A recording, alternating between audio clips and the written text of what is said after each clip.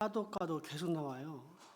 이 정도 인원이면 특송할 인원이 안 나오겠다 했는데 오늘 또 새로운 인원이 나와서 참 좋습니다. 그리고 참 귀한 찬양이 좋고, 찬양이란 하나님을 칭찬하는 거거든요. 그래서 예배 필수 인원이 이제 있고 몇 명 정도 여유가 있는데, 그 여유 있는 인원 중에서 혹시 자기가 나는 예배도 드리고 싶고 특별히 하나님을 칭찬하는 일에 동참하고 싶다 이러면 그런 찬양 특송자로 여기 설 수 있습니다. 언제든지 신청하셔서 오늘처럼 은혜로운 찬양 있길 소망합니다. 아담의 불순종으로 인해 인간은 전적 타락과 부패의 존재가 되었습니다.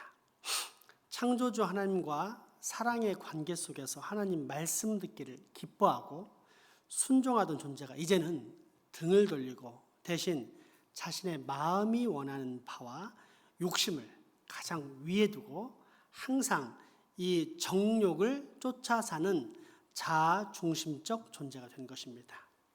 따라서 인간은 피조물의 원래 목적, 즉 하나님께서 정하신 최초의 관역 대신 하나님에 대한 무지, 무관심, 불신, 의심, 불순종이라는 엉뚱한 관역을 맞추고 사는 존재라 할 수 있는데, 이러한 사람의 본성을 원죄라고 합니다. 그리고 아담으로부터 흘러내려온 이 원죄를 지닌 인간은 스스로는 도저히 원래의 상태로 회복할 수 없는 불가능성, 곧 완전하신 하나님께 받아들여질 수 없는 추악한 존재가 되는데, 이것을 사람의 전적 타락과 부패라고 합니다. 아마 이런 예가 적절할 것 같습니다. 온 세상이 다 우러러보고 떠받드는 왕에게 어느 날 세상에서 가장 뛰어난 음식 솜씨를 자랑하는 요리사가 찾아와 왕이 보는 앞에서 멋지게 계란 요리를 해줍니다. 그런데 계란을 깨트려 요리판에다 놓다 보니 10개 중에 1개가 썩어 있는 겁니다. 하지만 요리사는 자신이 워낙 뛰어난 솜씨를 지녔기 때문에 이 정도는 문제가 되지 않는다며 맛있게 요리를 해서 바쳤습니다. 어떻게 되었을까요? 바로 사형당했습니다. 안 그래도 틈만 나면 왕위를 차지하기 위해 음식에 독을 타려는 사람들이 많은데, 이런 행위는 충분히 의심받을 만한 행동이었고, 뿐만 아니라 혹 독이 없었다 해도 이것은 아예 대놓고 왕을 무시한 거나 마찬가지였기 때문입니다. 아니, 왕까지 가지 않고 평범한 우리에게 적용해도 똑같습니다. 여러분은 누군가가 싱싱한 계란 10개, 썩은 계란 하나를 섞어서 요리해 준다면 그것을 기쁘게 먹을 수 있겠습니까? 사람들이 흔히 생각하는 선, 착한 행실이 바로 이것입니다.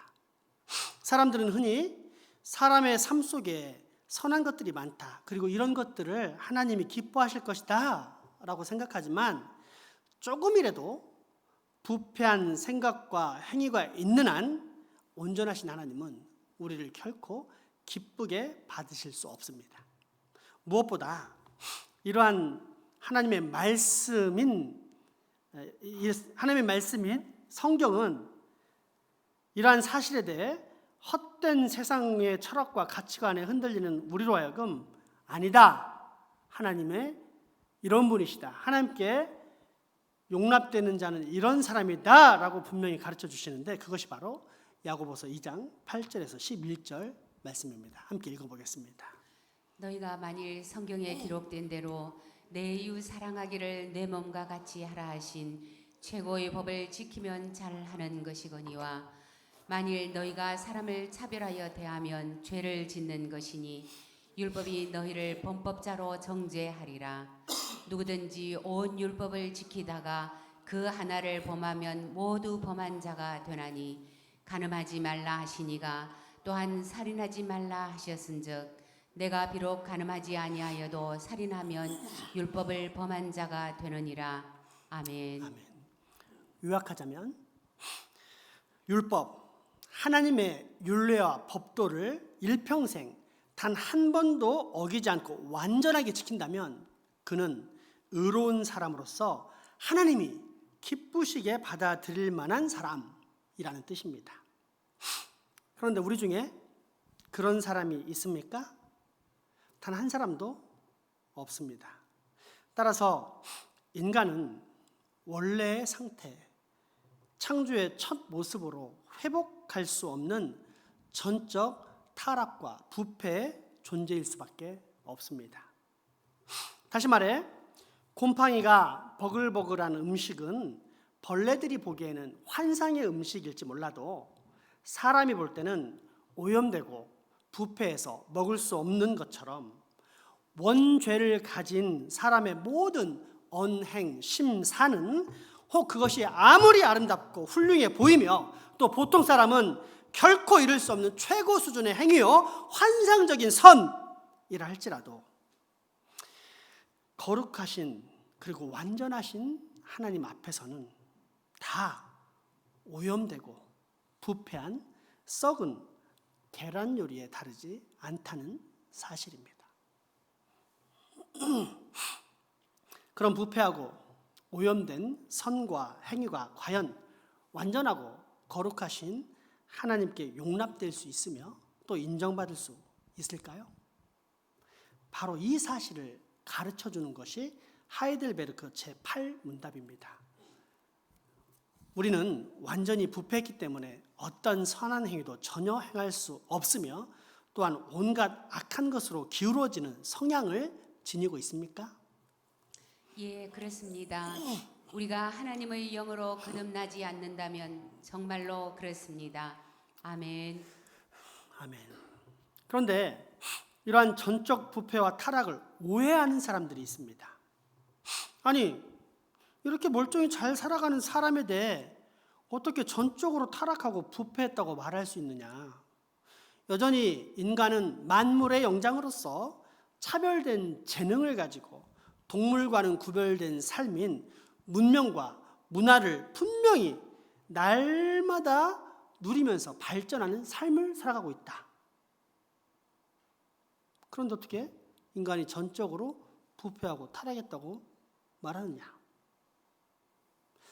그러나 본성적으로 타락하고 부패했다는 말은 인간의 재능이 다 없어졌다는 뜻이 아닙니다.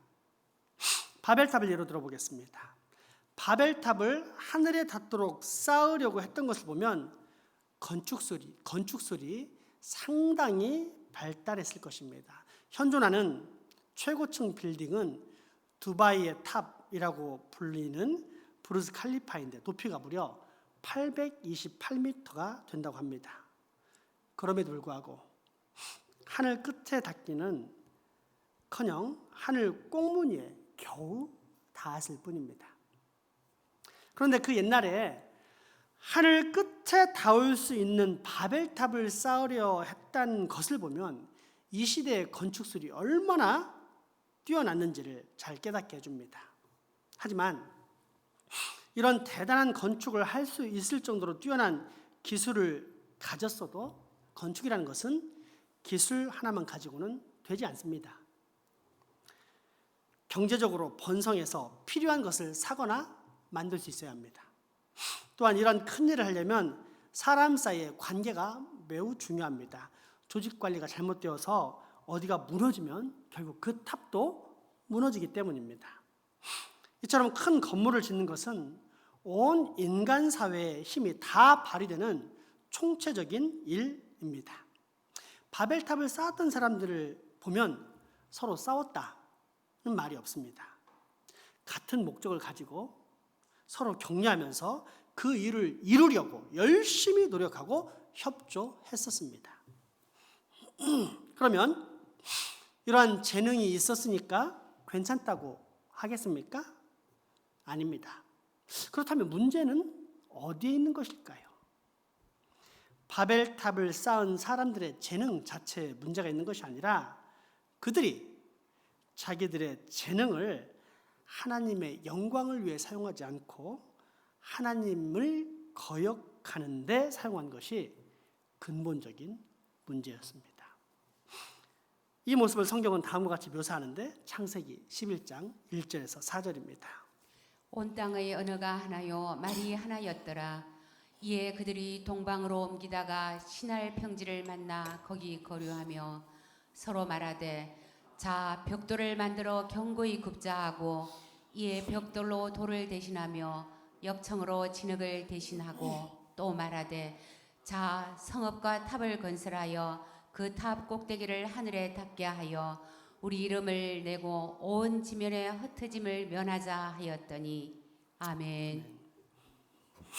여러분, 무슨 문제가 있는지 발견했습니까? 특별히 4절에 명확히 드러나 있는데 한번 살펴보겠습니다. 첫째는 우리의 이름을 내고입니다. 창조된 인간의 존재의 목적은 인간을 창조하신 하나님의 영광을 드러내는 것입니다. 인간을 창조하신 하나님이 얼마나 뛰어나신 분인지, 그분의 솜씨가 얼마나 위대한지를 사람은 자기 자신을 통해 드러내면서 하나님께 영광을 돌려야 하는 존재입니다. 그런데 이 영광을 드러내는 대신 우리 이름을 내자라고 합니다. 우리가 얼마나 뛰어난지, 얼마나 훌륭한지 보여주자. 우리들의 그 놀라운 솜씨와 영광을 드러내자라고 말합니다. 창조주 하나님 대신에 피조물인 인간, 우리, 곧 나가 강조되어 있다는 사실을 알 수 있습니다. 둘째, 온 지면에 흩어짐을 면하자입니다. 창세기 1장에 보면 하나님께서 인간을 만드신 후 다음과 같이 명령하는 장면이 나옵니다. 창세기 1장 27절에서 28절 말씀입니다. 하나님이 자기 형상 곧 하나님의 형상대로 사람을 창조하시되 남자와 여자를 창조하시고 하나님이 그들에게 복을 주시며 하나님이 그들에게 이르시되 생육하고 번성하여 땅에 충만하라. 땅을 정복하라. 바다의 물고기와 하늘의 새와 땅에 움직이는 모든 생물을 다스리라 하시니라. 아멘. 하나님께서 인간을 창조하시고 주신 명령은 하나님이 주신 이 땅을 정복하고 다스려라입니다. 그러려면 최우선 조건이 무엇입니까? 온 땅에 사람이 충만히 거해야 합니다.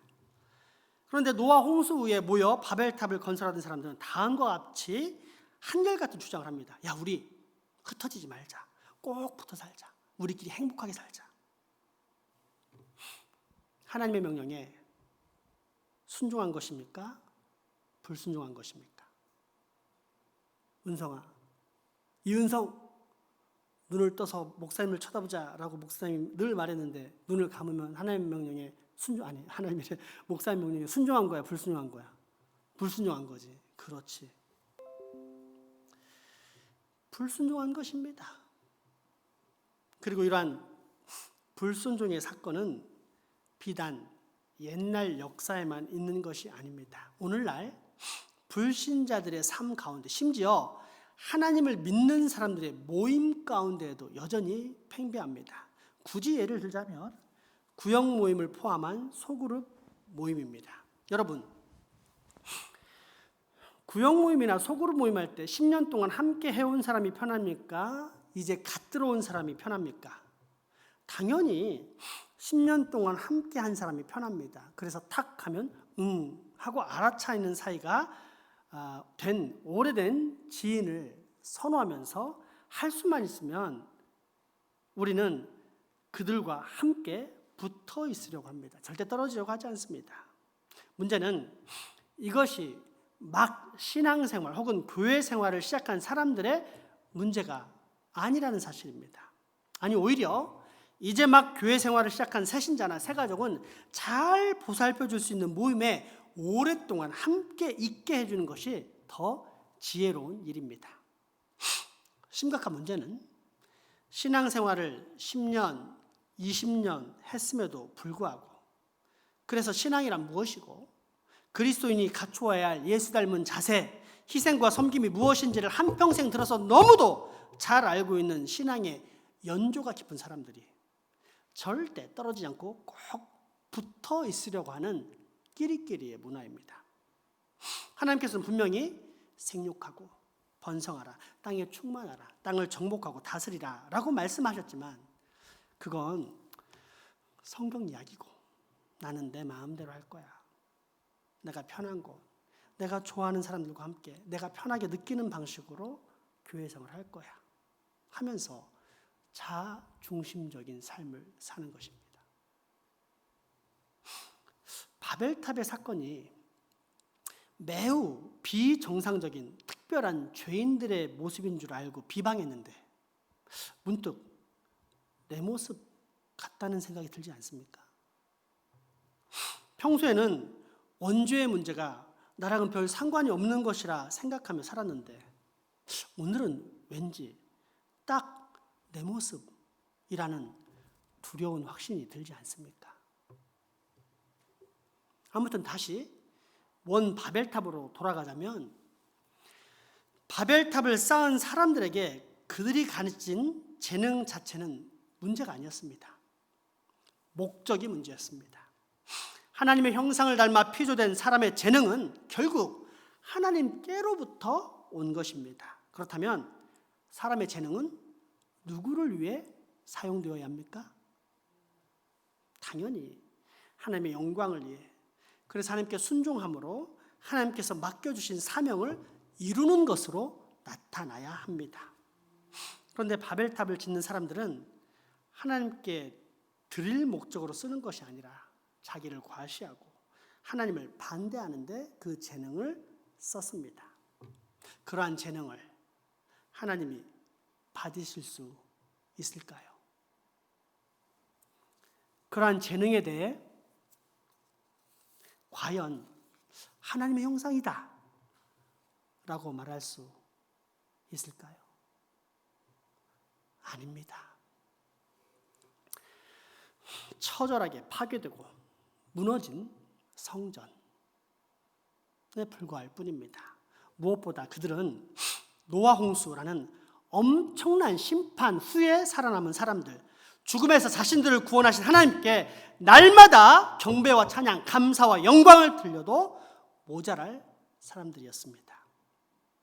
그런데 바벨탑의 사람들은 하나님께 받은 재능을 사용해 적극적으로 하나님을 반역하는 데 사용했고, 그래서 그들의 죄는 훨씬 더 컸습니다. 차라리 그러한 재능이 없었다면 시도조차 하지 못했을 텐데 오히려 재능이 있어서 아주 큰 일을 시도했다가 하나님의 진노를 받아 그렇게 큰 흩어짐을 당한 것입니다. 그러므로 사람이 부패했다는 말은 재능이 없어졌다, 상실되었다는 뜻이 아닙니다. 하나님께서 주신 재능을 하나님을 향해서 쓰지 않는 것을 성경에서는 전적으로 부패했다라고 가르칩니다. 물론 하나님을 떠났기 때문에 총명이나 재능이 원래 인간보다 더 무뎌진 면도 있지만, 그러나 더 중요한 것, 전적 타락과 부패에서 가장 중요한 핵심은 방향의 문제입니다. 하나님께서 주신 재능을 하나님을 위해 사용한 것이 아니라 하나님을 반대하는 데 사용한 것이 문제입니다. 그리고 이것은 지금도 스스로 똑똑하다고 여기는 이 세상에 수도 없이 많은 사람들이 짓고 있는 매우 실제적인 죄입니다. 물론 그 중에 우리 역시 예외는 아닙니다. 과연 창조론이 맞을까? 세상은 우연히 탄생해서 우연히 진화한 것이 훨씬 더 설득력이 있지 않을까? 교과서를 봐. 과학적으로도 맞다고 나와 있잖아. 나는 돈 냄새 맡는 능력, 그리고 그 돈을 다룰 줄 아는 능력이 탁월한 것 같아. 이번에 주식 처리한 것도 다 빼어난 내 능력 덕분이야. 남들 안 될 거라 포기했지만 나는 조용히 그 회사 핵심 간부에게 접근해서 술 한잔 사주면서 주식이 오를 만한 시기를 빼냈지. 그리고 다른 사람에게 절대 말하지 않았어. 오히려 팔라고 했지. 그래야 내가 싼 값에 더 많이 사서 차익을 얻을 수 있으니까. 실제 난 그렇게 부자가 됐어. 11조를 얼마를 내면 될까? 현재 내가 버는 한 달 월급이 500만 원인데 50만 원은 공과금, 50만 원은 보험료, 50만 원은 식자재값, 50만 원은 애들 학원비, 50만 원은 내 건강을 위한 생활체육 등록비, 50만 원 이번 달 레저용품 구입비, 50만 원 새 전자제품 구입비, 50만 원은 내 용돈. 어라? 실제 내가 버는 돈은 100만 원밖에 안 되네? 그러니 11조는 10만 원만 내야겠다. 하나님께서 다른 피조물, 짐승들과는 확연히 구별되는 좋은 재능인 이성, 곧 생각하는 머리를 주셨는데 사람은 그 재능을 하나님께 순종하고 하나님의 뜻을 이루는 데 사용하기보다 늘 반대하는 데만 사용하면서 살아가고 있는 것입니다.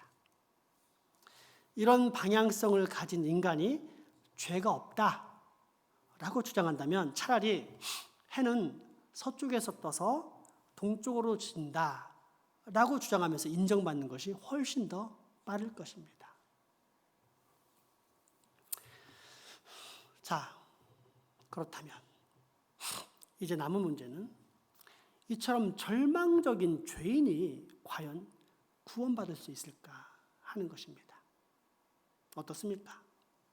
여러분은 태어나면서부터 하나님을 반대하고 하나님께 불순종하는 방향성을 지닌 인간이 아니 내가 과연 구원받을 가능성이 있다고 생각하십니까? 이 땅 우리 스스로에게는 전혀 없습니다. 하지만 저 하늘에서부터는 가능합니다. 오늘 본문 에스겔 36장 26절에서 27절의 말씀이 그렇게 가르쳐 줍니다. 또 새 영을 너희 속에 두고 새 마음을 너희에게 주되 너희 육신에서 굳은 마음을 제거하고 부드러운 마음을 줄 것이며 또 내 영을 너희 속에 두어 너희로 내 율례를 행하게 하리니 너희가 내 규례를 지켜 행할지라. 아멘. 은혜의 언약 가운데 있는 이스라엘에게 하나님께서는 또 하나의 언약인 쌍무 언약을 체결하셨습니다. 쌍무 언약이란 쉽게 말해 조건적인 언약으로서 지키면 복을 받고 지키지 않으면 벌을 받는다는 약속을 말합니다. 그중 하나님의 율례와 법도를 지키지 않는 벌에 대해 주님은 다음과 같이 세 가지를 말씀하셨는데 첫 번째 단계는 흉년입니다. 한마디로 일단 흉년이 들면 경각심을 가지고 하나님 앞에 나아가야 한다라는 뜻입니다. 여러분, 우리 교회 예배당 풍년입니까? 흉년입니까? 흉년입니다. 이거는 사람들은 눈에 보이는 코로나 이야기를 하지만 하나님의 징벌입니다. 이 징벌이 찾아왔을 때 예배의 자리로 나가고 회개하는 사람은 살아납니다. 그 교회는 살아납니다. 하지만 깨닫지 못하면 2단계로 들어가는 것입니다. 문제는 자꾸 예배 자리 하면 많은 교인들이 예배 형식에 참여해서 졸고 있더라도 그런 예배 형식에 참여하는 것을 예배 자리에서 생각하는 그렇지 않습니다. 하나님 앞에 온전히 설면 내가 비록 예배 형식에 참여하지 않더라도 온전한 예배 자리로 설 수가 있는 것입니다. 지금 이 시기 여러분 우리가 철저히 회개하고 하나님께 돌아감으로 예배 자리에 있어야 합니다. 그러면 다른 교회는 다 망해도 우리 교회는 살아납니다. 기억하십시오. 그러나 이 첫 단계를 무시하면 두 번째는 수탈이 옵니다. 수탈은 열심히 일해서 추수해 놓은 것을 산적이나 도적, 강도 혹은 타민족과 나라들이 다 빼앗아가는 것을 말합니다. 우리나라가 역사적으로 수도 없이 겪었고 가장 가까이는 일제 식민지 시절에 겪었던 것으로 아무리 열심히 일해도 결국 남이 그 모든 수확을 먹어버리는 참으로 비참한 현실을 말합니다. 하지만 그럼에도 불구하고 회개하지 않으면 마지막 세 번째 단계는 포로로 끌려감이었습니다. 아무리 비참해도 그나마 자기 나라에서는 버틸만 합니다. 다 그렇게 살아가니까요.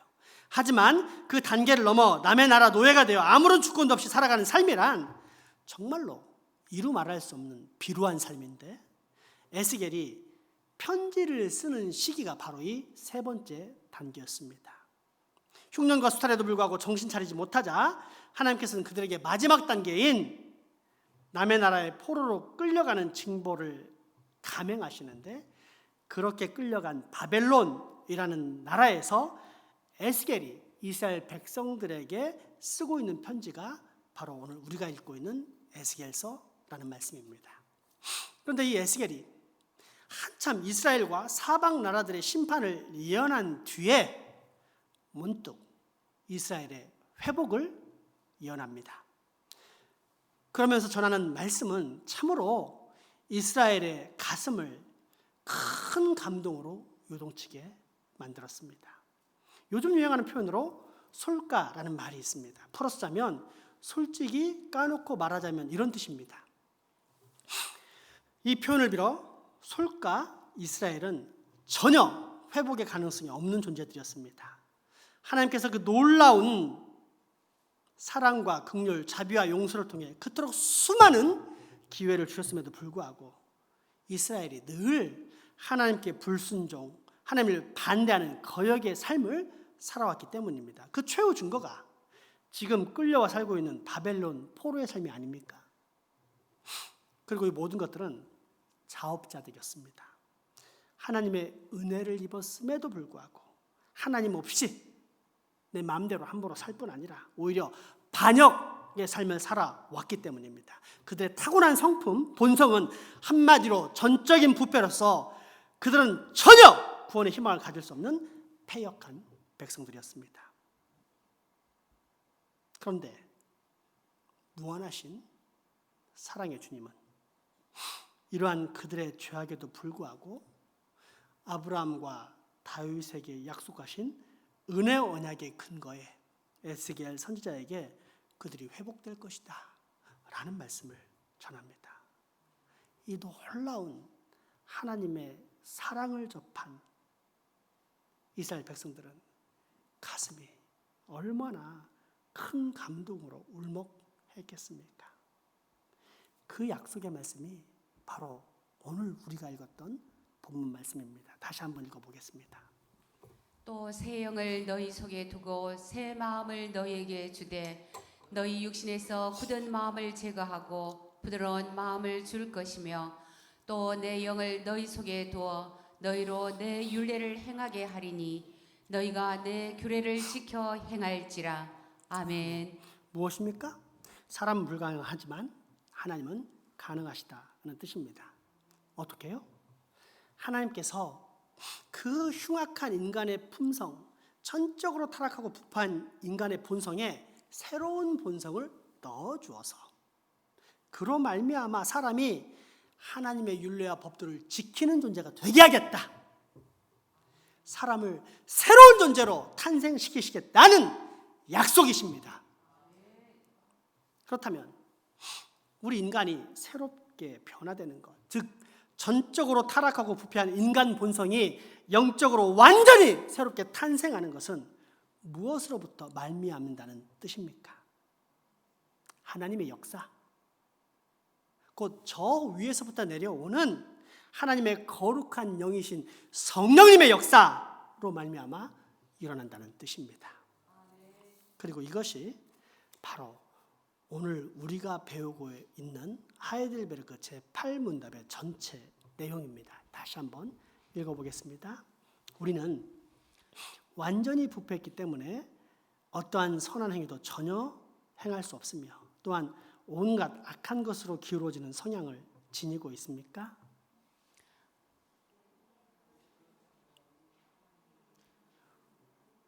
예, 그렇습니다. 우리가 하나님의 영으로 거듭나지 않는다면 정말로 그렇습니다. 아멘. 그러므로 여러분, 눈을 드십시오. 이 세상과 이 세상의 시류를 쫓아 사는 세속의 삶에서 당장 벗어나십시오. 그리고 저 위에서부터 내려오시는 성령님의 역사, 그 거룩하신 성령님께서 이루어 가시는 이 땅의 하나님의 나라, 특별히 이 교회의 역사를 눈여겨 살펴보십시오. 그래서 혹시 내게 원죄의 본성을 따라 하나님의 역사를 반대하고 거역하려는 불순종의 사고와 언행이 있다면 그 모든 추악한 삶을 다 내던져 버리십시오. 그리고 성령님의 거룩하신 역사에 나를 내어 맡기십시오. 그분의 부르심에 온전히 순종하십시오. 늘 그분의 가르침에서 눈을 떼지 않는 지혜를 갖추고 또 그분의 음성에 귀를 기울이는 겸손을 놓지 마십시오. 나아가 무엇보다도 어떻게 하면 내가 날마다 나를 창조하시고 구속하신 하나님의 영광을 위해 살 수 있을까를 고민하십시오. 그러면 나는 내가 새로운 탄생, 오직 성령의 역사로 말미암아 거듭난 온전한 인생과 회복된 진짜 인간이라는 더욱더 분명한 확신이 들 것입니다. 다시 말해, 나는 천국 시민과 하나님의 자녀라는 최고의 행복을 날마다 누리며 사는 기쁨 속에 거하는 존재가 될 것입니다. 기도하겠습니다. 자비와 긍휼이 풍성하신 나의 주 나의 하나님, 나로 오늘 내가 나 된 것이 오직 하나님의 은혜, 이 땅에 친히 역사하시는 성령님의 역사임을 알게 하시며 감사드립니다. 바로 없기는 내가 그 성령님의 말씀과 음성 앞에 늘 귀를 기울이며 순종하며 살기 원하오니 나로 그렇게 살 수 있는 부드러운 마음과 새살, 순종할 수 있는 새로운 힘과 거룩한 능력도 꼭 얻게 하여 주옵소서. 예수님의 이름으로 기도하옵나이다. 아멘.